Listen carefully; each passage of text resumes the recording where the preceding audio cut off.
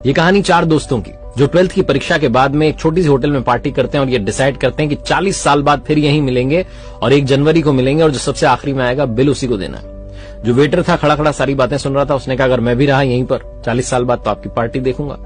40 साल बाद पहला दोस्त पहुंचता है उस होटल में जो कि 5 स्टार होटल बन चुकी थी। वो वेटर मालिक बन चुका था। वो कहता है पहचानने के बाद कि मनीष जी आइए बैठिए, मैंने आपको पहचान लिया, मैं अब यहाँ मालिक बन चुका हूं, मैं वही वेटर हूं। मनीष कहता है क्या बात है।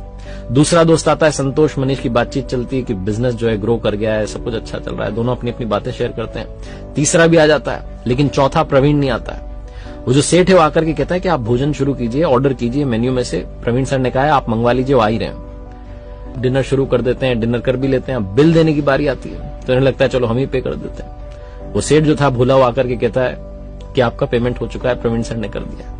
भारी मन से उठकर के जाने लगे कि चौथे दोस्त से मिलना नहीं हुआ। तभी एक सरकारी गाड़ी आती है, एक बंदा उसमें से उतरता है और लड़का आकर के तीनों को प्रणाम करके कहता है नमस्ते अंकल, मेरे पिताजी टीचर बन गए थे, मुझे कलेक्टर बनने के काबिल कर दिया और वो 1 महीने पहले ये दुनिया छोड़कर चले गए। उन्होंने मुझसे कहा था कि जब वो तीनों पार्टी खत्म कर दें उसके बाद जाना और पेमेंट वगैरह कर देना। पिताजी अब इस दुनिया में नहीं है। ये तीनों रियलाइज करते हैं कि 40 साल बाद क्यों मिले, 40 दिन बाद ही मिल लेते हैं। अपनों से मिलते रहिए इससे पहले कि कोई आपका अपना आपको छोड़ के चला जाए, क्योंकि आदमी पानी का बुलबुला है।